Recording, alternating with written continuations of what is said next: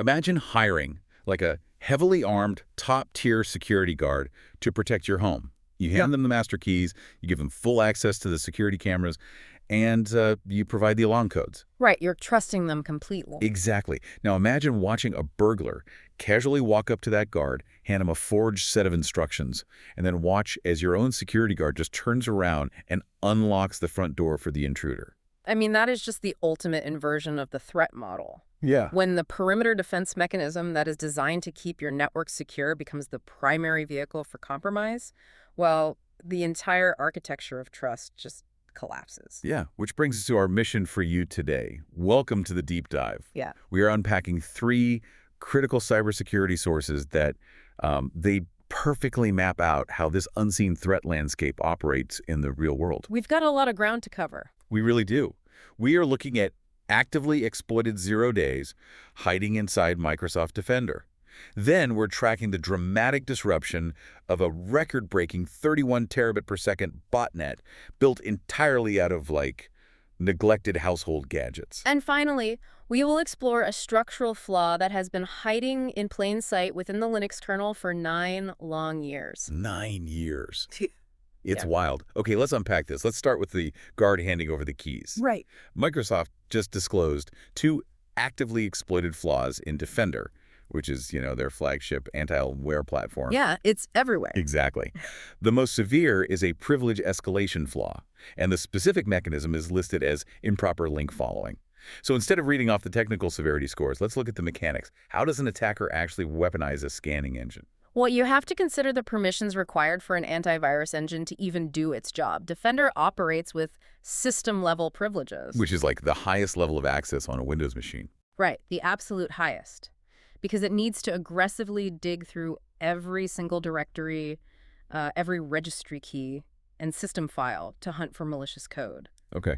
So link following refers to how the operating system processes symbolic links, which are essentially, advanced shortcuts pointing from one file location to another. Right, so an attacker who already has, like, low-level unprivileged access to the machine, they just create a malicious detour sign. Pretty much. They drop a payload and create a symbolic link pointing to a restricted system file that they normally wouldn't have permission to touch at all. Oh, wow.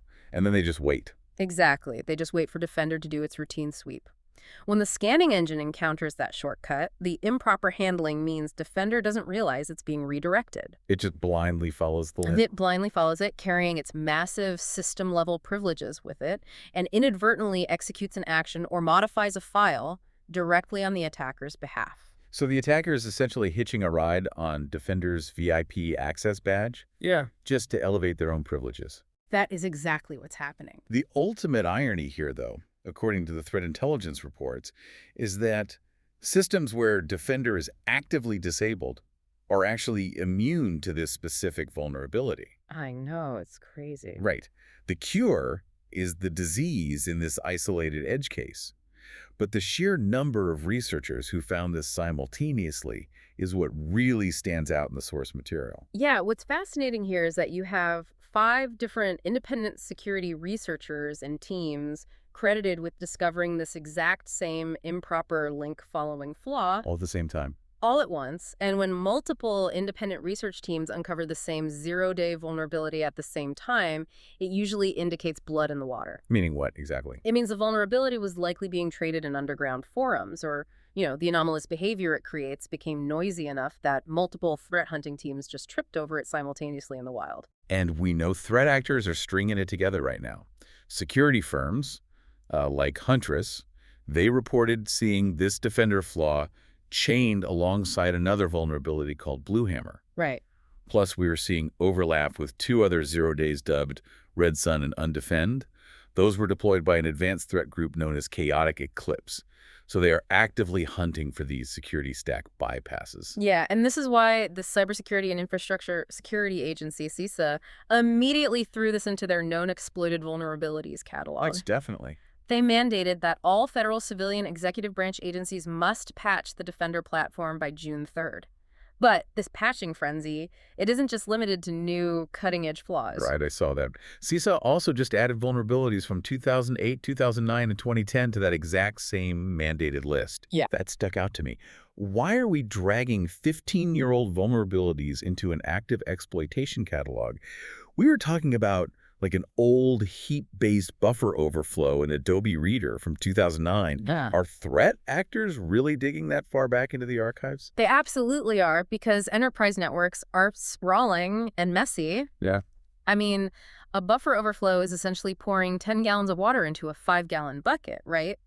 The spillover overwrites adjacent memory where executable code might live. Okay, that makes sense. And if a large organization has a legacy server just sitting forgotten in a utility closet, running outdated software that hasn't been patched since the Obama administration, well, attackers will find it. Don't care how old the door is. Exactly. They do not care how old the door is as long as the lock is broken. So we have billion-dollar enterprise security stacks failing at the top level, and ancient legacy servers failing at the bottom. But attackers aren't just going after the digital vault anymore. Not at all. They are weaponizing the absolute bottom of the consumer tech food chain to do their dirty work.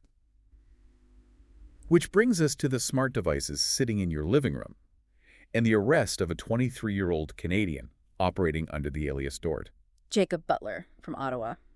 The U.S. Department of Justice charged him with operating a massive distributed denial-of-service botnet called KimWolf. Now, this is where I have to look at the architecture of the targets. KimWolf was enslaving web cameras and digital photo frames. Yep. And my immediate reaction is just, wait, digital photo frames? Yeah. Why would an elite hacker go out of their way to enslave a digital photo frame or web camera? There's no financial data on there. Right, none. It just sits there cycling through pictures of family vacations. It requires a total shift in how you view the hardware. If we connect this to the bigger picture, the cybercriminal has zero interest in the local data on that device. Oh, I see. They are interested in the fact that the photo frame is directly connected to the internet. It's usually pulling high-resolution images from a cloud server, meaning it has a high-bandwidth pipe. Ah, the connection. Yes. Furthermore, these devices have incredibly constrained hardware. They cannot run endpoint protection, their firmware is often hard-coded with default administrative passwords, and, they sit outside the traditional IT update cycle. They are essentially unmonitored, high-speed internet nodes. Exactly. They are the perfect raw material for the cybercrime as a service model. Wow. Butler wasn't necessarily launching attacks himself.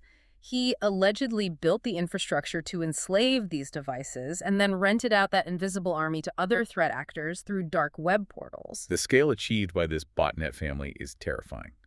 Our sources note that KimWolf is a variant of a botnet called AsureU. Right. Prior to this takedown, botnets in this specific family were attributed to some of the most massive DDoS attacks in recorded history, peaking at 31.4 terabits per second of junk traffic. To process 31.4 terabits per second, you are not just congesting a target website's bandwidth. No. You are fundamentally exhausting the packet processing capabilities of the massive enterprise-grade routers sitting in the upstream data centers.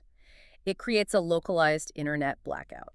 And the targets weren't just rival gaming servers or small businesses. Not at all. The DOJ specifically noted that this botnet targeted Department of Defense Information Network IP addresses. Which is wild. You have a scenario where a cheap digital photo frame sitting on a grandmother's mantelpiece is inadvertently conscripted into a massive infrastructure crippling attack against the Pentagon. Yeah. But catching the operators of these botnets is notoriously difficult because they hide behind layers of proxies.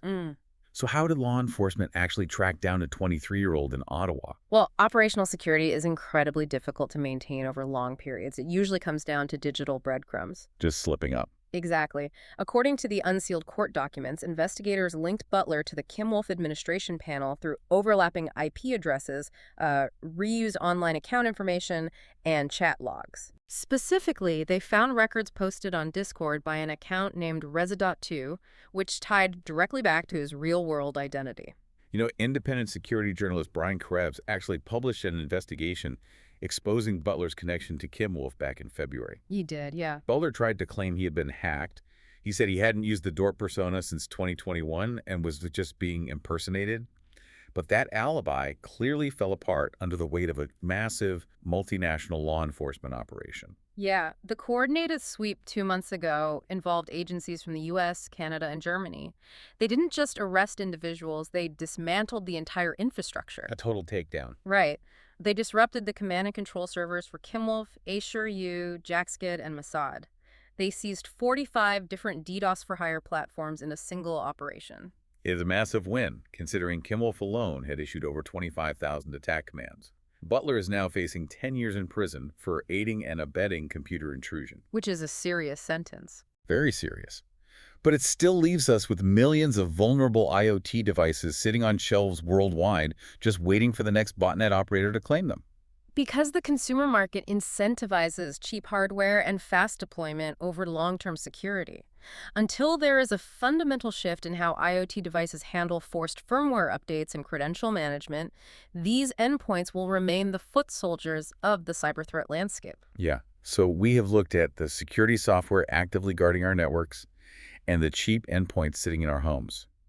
What happens when the foundational architecture holding up massive swaths of the internet itself has been compromised and nobody noticed for almost a decade? This is the big one. Let's talk about the Linux kernel and a newly disclosed vulnerability tracked as CDE 2026-46333. This is perhaps the most insidious threat in the sources today. I mean, the Linux kernel is the core referee between a computer's physical hardware and its software processes. Right. It runs everything from Android smartphones to the servers hosting the global financial system. And this flaw has been lurking, completely undetected, since November 2016. Yeah. This is like finding out the concrete foundation of your home has had a hollow cavity since the day it was poured, and you are only just now finding out.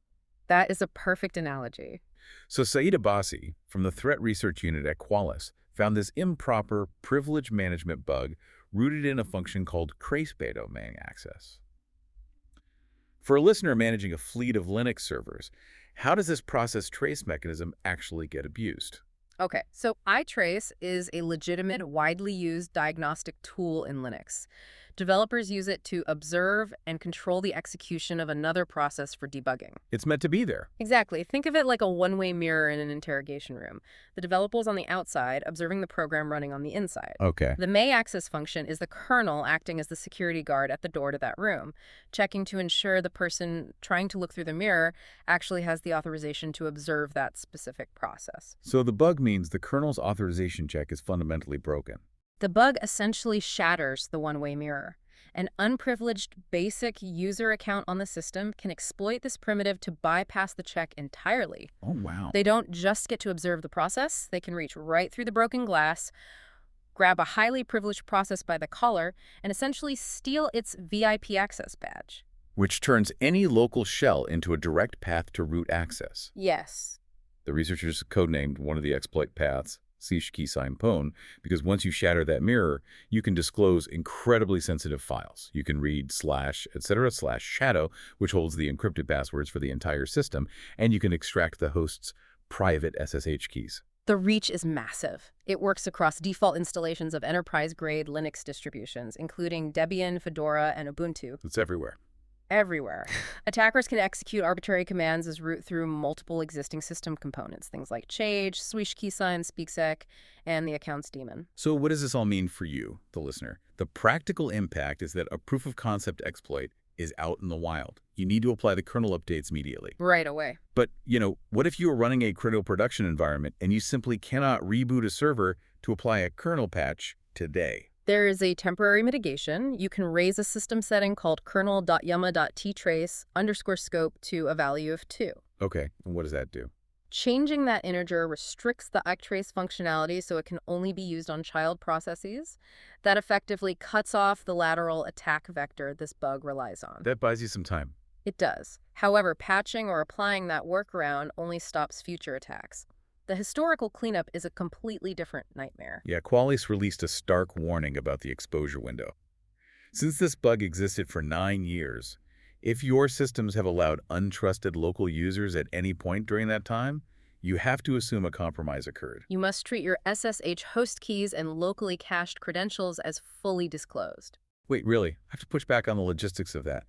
Rotating host keys across an entire enterprise fleet is a massive, highly disruptive undertaking. It is incredibly painful, yes. It breaks automated scripts, it disrupts continuous integration pipelines, and it requires immense coordination. Are we really saying organizations need to burn down their existing credential infrastructure based on the mere possibility that someone silently exploited this local bug in, say, 2019? I mean, it is an agonizing risk assessment for system administrators, but you have no forensic way of knowing if an advanced persistent threat quietly escalated privileges 5 years ago and just walked away with your keys. That is terrifying. Given the severity of root access, failing to rotate those keys means you are leaving a permanent backdoor wide open. It is a massive administrative headache, but the alternative is assuming your network perimeter is secure while the attacker already possesses the master keys. And it seems like Linux is just taking heavy fire from all sides right now. The source material notes this comes directly on the heels of other severe kernel flaws we've seen recently, like copy fail and dirty frag. Yeah, it's been a rough stretch. There is also a brief detail in the briefing about a completely separate local privilege escalation proof of concept targeting Arch Linux called pin theft. Right. Pin theft is a fascinating look at how complex memory management has become. It was discovered by researchers from Zellick and the V12 security team. Okay. It exploits an RDS zero-copy double-free vulnerability that can actually overwrite the page cache. Let's break that sequence down a bit for the technical listeners. Right. When we talk about zero copy in the reliable datagram sockets module, we're talking about speed. Pure speed, exactly. Normally, the CPU has to actively copy data from the network interface card into the application's memory space. Zero copy bypasses the CPU entirely. It writes the data directly, which saves a massive amount of processing overhead for high-speed network traffic. Right. And the vulnerability lives in the error handling of that high-speed transfer. If an error occurs while sending data, the system is supposed to drop the memory pages it was using and return them to the available pool. Makes sense. But the bug causes the system to drop those memory pages a second time during the cleanup phase. Ah, a double free memory error. Exactly. When you free the same block of memory twice, you corrupt the operating system's internal ledger. The system thinks that memory space is completely empty and available for a new, highly privileged application to use. Yep. But the attacker still holds a reference pointer to that exact same space. And by using a feature called iring, which handles incredibly fast input-output operations, the attacker leverages that lingering pointer to maliciously overwrite the system's page cache. Wow. Once again, it allows an unprivileged user to overwrite critical system data and gain full root privileges. Which perfectly synthesizes the core theme of everything we've looked at today. Trust in the digital landscape is a remarkably fragile concept. It really is. We rely on assumed layers of defense. We trust that Microsoft Defender will actively guard the endpoint, yet we watch attackers weaponize its privileged scanning engine. Right. We trust the mundane IoT devices in our living rooms, yet the Kim Wolf botnet proves that those forgotten appliances can be conscripted into armies capable of crippling internet infrastructure. Yeah. And we trust the open source Linux Foundation vetted by thousands of developers, only to find a shattered mirror hiding in the code for 9 years. Which leaves you, the listener, with a final, slightly provocative thought to take away. Yeah. We place immense faith in the idea that many eyes make all bugs shallow in open source code. We really do. And we blindly assume that automated updates to our security stacks will save us. Yeah. But if a critical flaw can hide in the core architecture of the internet for 9 years, Yeah. and if a digital picture frame can be weaponized to attack the Pentagon, at what point do we need to fundamentally rethink what a secure device actually is? Something for you to mull over today. It is the defining challenge for the next era of cybersecurity. Thank you for joining us on this deep dive into the unseen threat landscape. Stay curious, keep challenging your assumptions, and we will see you on the next deep dive.